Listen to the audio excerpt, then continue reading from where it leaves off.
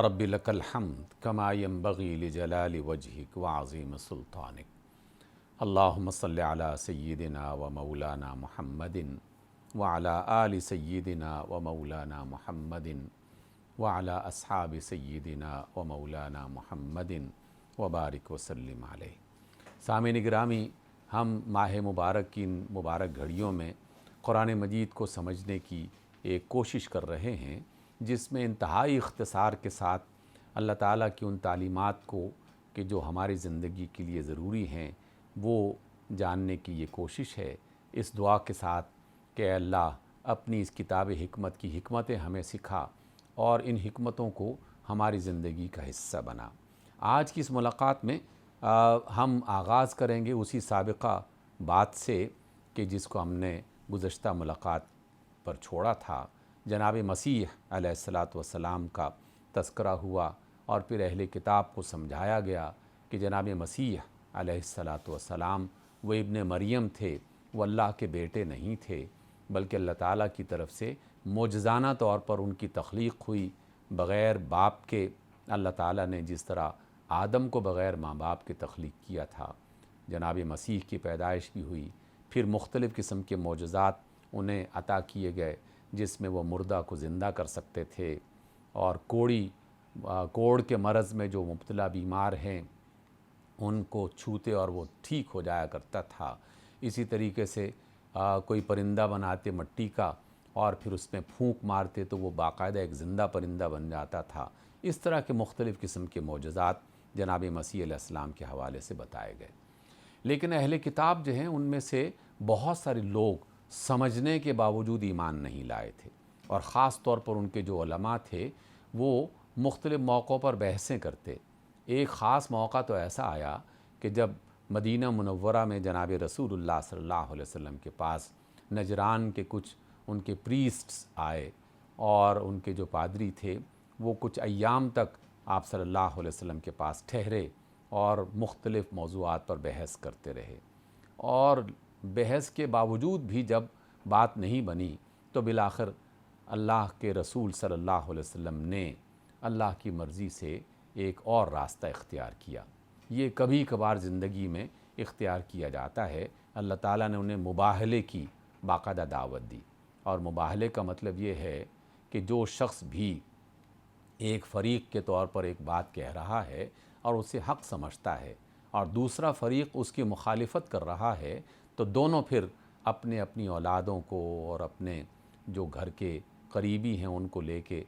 बाकायदा अल्लाह की बारगाह में हाज़िर होते हैं, यानी किसी भी ऐसे मकाम पर जमा होते हैं और फिर अल्लाह से दुआ करते हैं कि अल्लाह अगर मैं हक़ पर हूँ तो फिर मुझे इसकी सआदत अता फ़रमा, और अगर मैं बातिल पे हूँ तो मुझे उसकी सज़ा दे। और फिर अल्लाह ताला की तरफ से बाकायदा फ़ैसला आ जाता है। तो ये जब बाकायदा मुबाहले की उन्हें दावत दी गई तो जनाब रसूलुल्लाह सल्लल्लाहु अलैहि वसल्लम की पाकीज़गी, उनका अच्छा किरदार, उनका रोशन चेहरा, उनके बारे में जो मालूमात उनको थीं, और जब आप अलैहिस्सलातु वस्सलाम अपने घर के अफराद को लेके आए, जनाब हसन, हुसैन, सैयदना अली और फ़ातिमा, तो उन लोगों ने इन पाकीज़ा चेहरों को देखने के बाद फ़ौरन ही अंदाज़ा लगा लिया कि इस दावत को कबूल करना अपने आप को मौत के हवाले करना है। इस वजह से उन्होंने इनकार कर दिया और वो मैदान से भाग गए। फिर इसमें एक बहुत ही अजीम शान बात हमें तालीम की गई है। अहले किताब से इख्तिलाफ़ के बावजूद अल्लाह हमें उसूल क्या तालीम कर रहे हैं। अल्लाह फरमाते हैं कि कुल या अहलल किताब तालौ इला कलिमतिन सवाइन बैनना व बैनकुम अल्ला नअबुद इल्लल्लाह वला नुशरिक बिही शैआ। अहले किताब से कहा गया कि अहले किताब आओ हम उस बात पर इत्तिफ़ाक़ कर लें जो हमारे और तुम्हारे दरमियान मुश्तरक है। गोया कि ये उसूल दिया गया कि अगर तुम्हें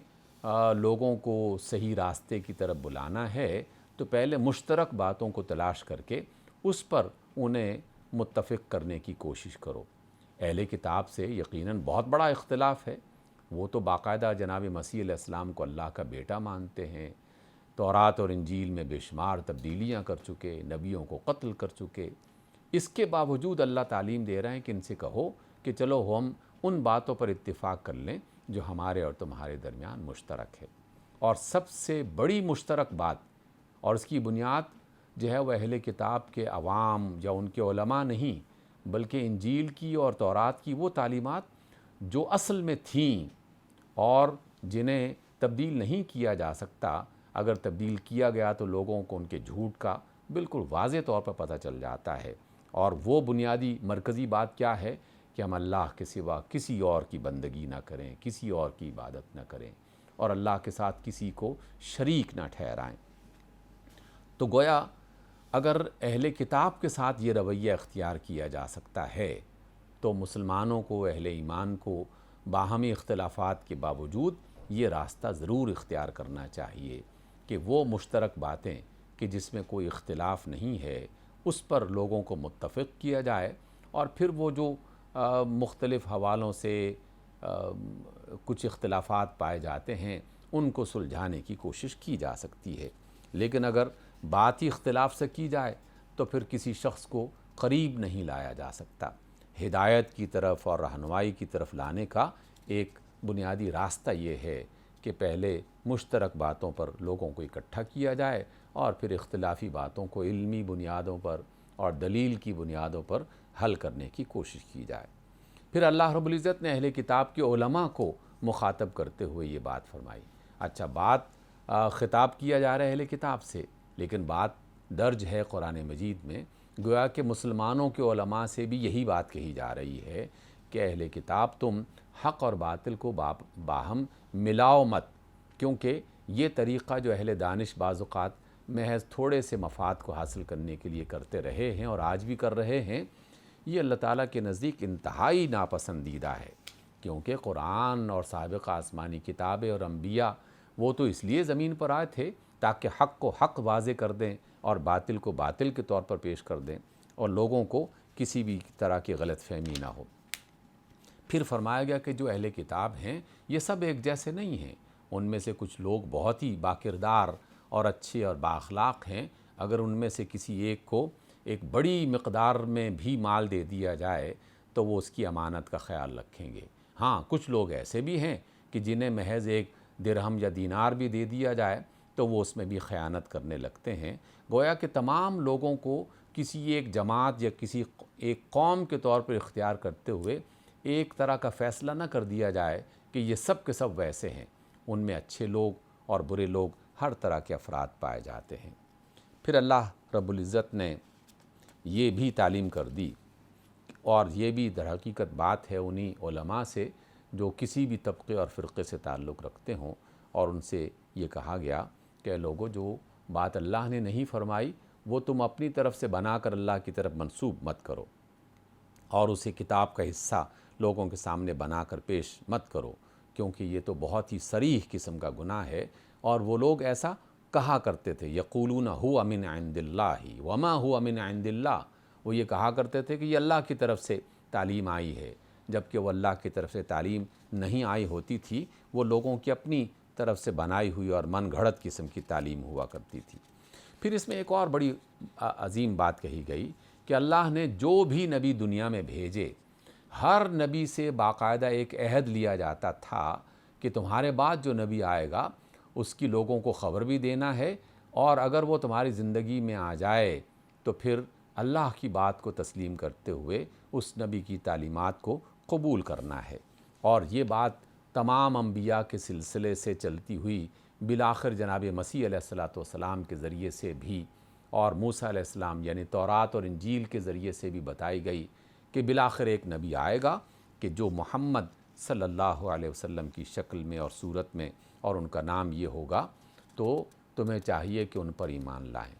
پھر ساتھ ساتھ یہ بھی تعلیم فرما دی کہ جس شخص نے بھی اسلام کے علاوہ کسی اور دین کو قبول کیا تو اللہ تعالیٰ کے ہاں وہ مقبول نہیں ہوگا۔ پھر ایک تعلیم ہمیں عطا کی گیا اور کہا کہ لوگوں، اگر تم واقعی اللہ تعالیٰ کی محبت چاہتے ہو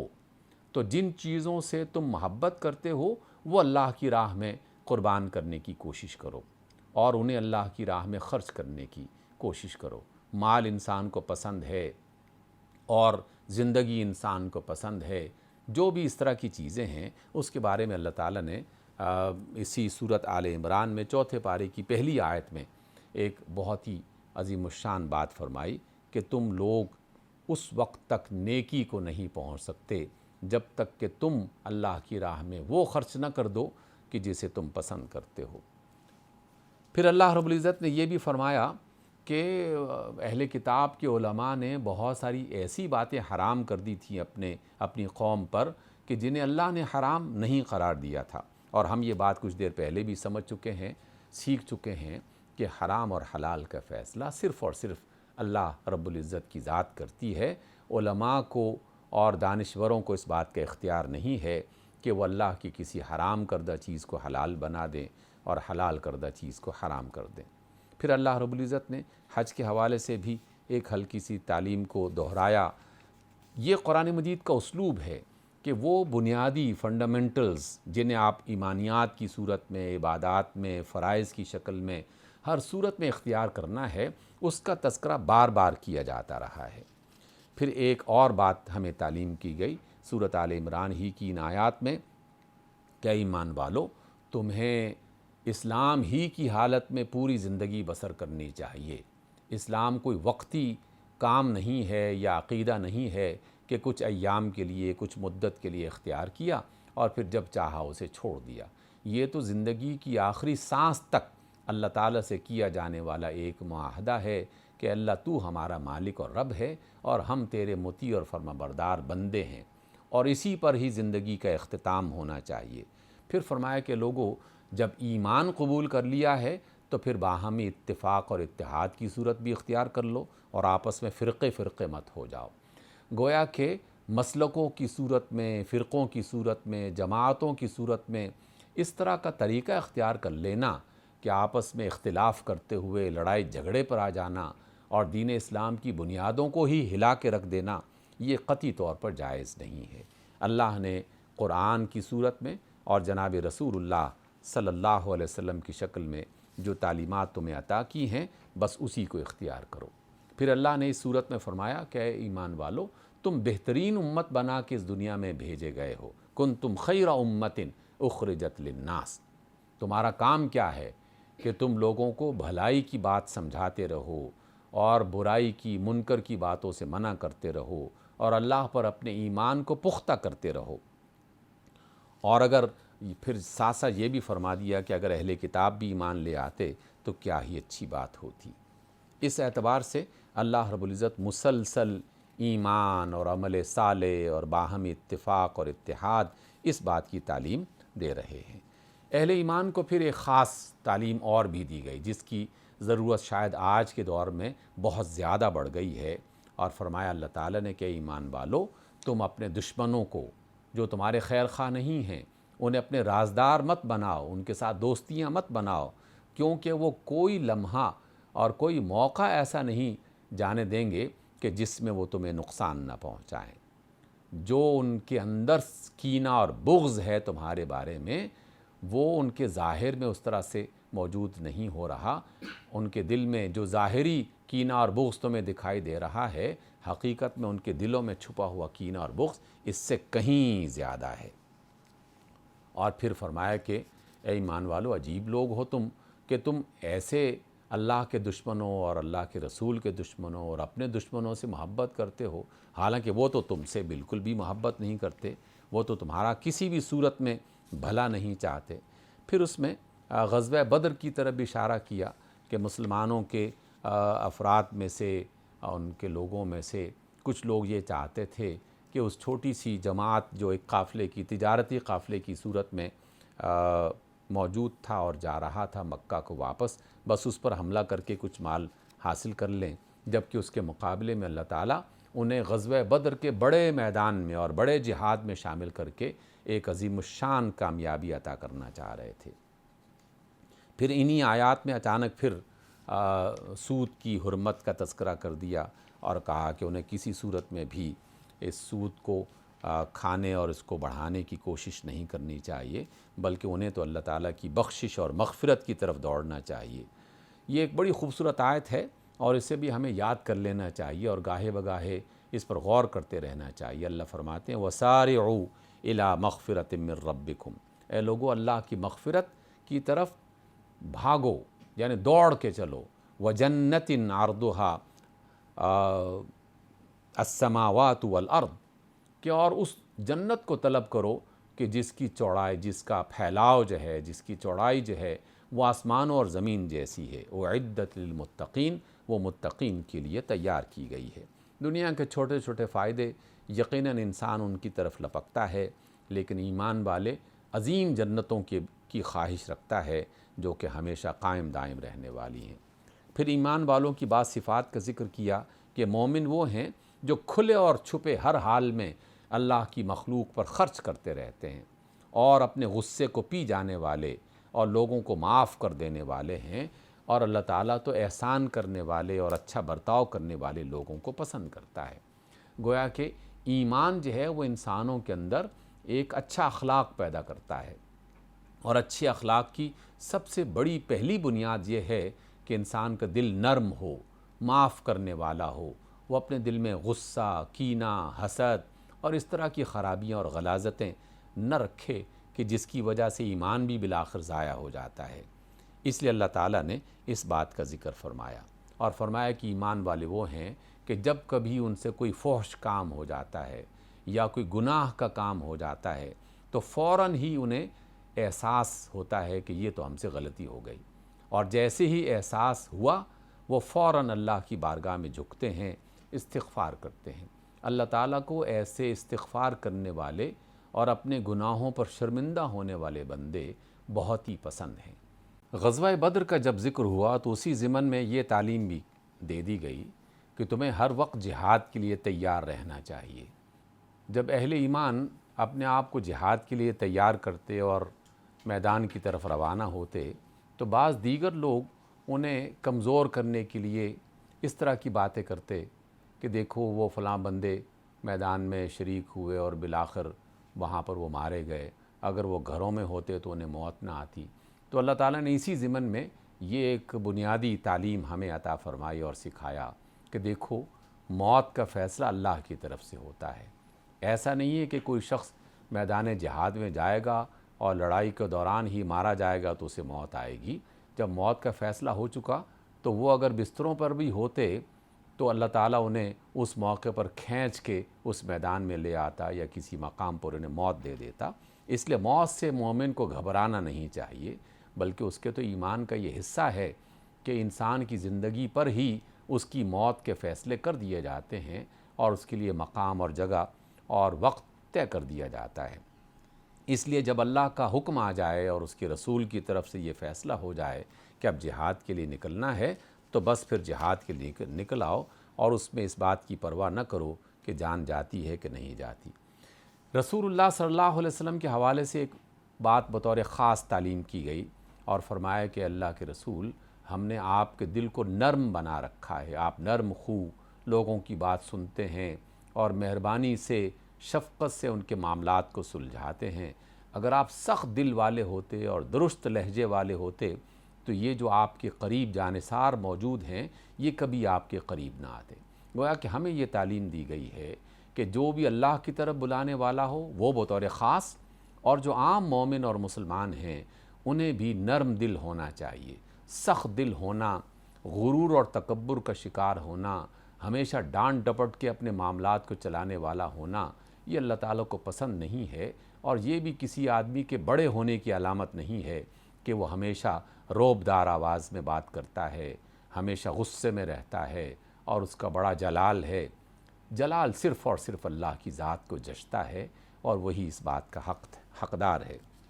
اس لیے رسول اللہ صلی اللہ علیہ وسلم کی صفت عالیہ کو، یعنی نرم دل ہونا، مہربان ہونا، معاف کرنے والا ہونا، لوگوں کی بات سننے والا ہونا، اس کو بیان کیا گیا ہے تاکہ ہم بھی اسی صفت کو اختیار کریں۔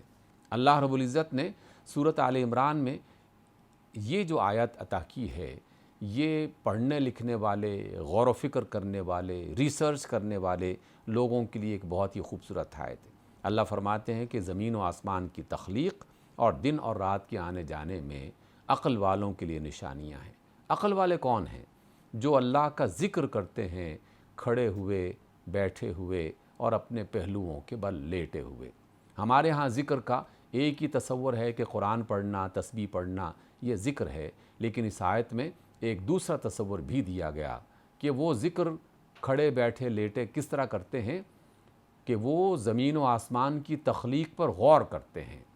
وہ تمام اہل علم جو کائنات کے اسرار جاننے کے لیے تحقیق اور ریسرچ کے میدان میں کام کر رہے ہیں، اگر وہ ایمان والے ہیں اور اللہ تعالیٰ کی قدرتوں اور حکمتوں کو جاننے کی کوشش کر رہے ہیں، تو ان کا یہ غور و فکر کرنا، چاہے وہ کسی بھی حال میں ہوں، تو وہ در حقیقت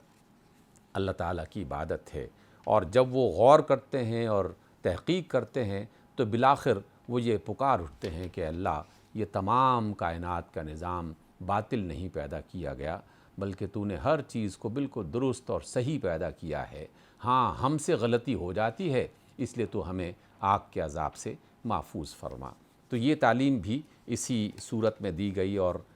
ہمیں یہ بھی تعلیم کیا گیا کہ تم یتیموں کے ساتھ حسن سلوک کرو، اور یتیم کے بارے میں بہت ساری آیات اور بہت ساری احادیث قرآن مجید کے مختلف مقامات پر ملتی ہیں، کیونکہ یہ کمزور طبقہ اور یتیموں کے ساتھ ظلم کیا جانا یہ معمول کی بات ہوا کرتی تھی، تو اللہ رب العزت نے ان کے ساتھ حسن سلوک کی بطور خاص تعلیم دی۔ اور آخری بات آج کی اس مجلس کی کہ ایمان والوں کو بطور خاص نکاح کی رغبت دلائی کہ انسانوں کو گناہ سے بچنے کے لیے اور شیطان کے بہت سارے چکروں اور چالوں سے بچنے کے لیے نکاح کے راستے کو اختیار کرنا چاہیے، لیکن اس کے لیے جو بنیادی شرائط ہیں اس کا لحاظ لازماً ہونا چاہیے۔ اور آج کی ان آیات میں بطور خاص مہر کا ذکر کیا گیا ہے کہ نکاح کے موقع پر فریقین کے درمیان میں جو بھی مہر کی رقم یا مہر کی صورت طے کر لی جائے اسے لازماً ادا کیا جائے۔ ہمارے ہاں یہ ایک بہت بڑی زیادتی شروع ہو چکی ہے کچھ عرصے سے کہ مہر کو طلاق کے ساتھ جوڑ دیا گیا ہے، اور اس کی وجہ سے دکھاوے کے طور پر بہت بڑی رقم مہر میں لکھوا دی جاتی ہے، اور پھر یہ گمان کیا جاتا ہے کہ ہم نے کون سے ادا کرنا ہے، جب کبھی طلاق کی نوبت آئے گی تو پھر دیکھا جائے گا۔ تو یہ بالکل ایک قطعاً غلط رویہ ہے، کیونکہ مہر کا تعلق نکاح سے ہے، طلاق سے نہیں ہے۔ یہ ایک طرح کا قرض ہے جو کہ اس مرد کو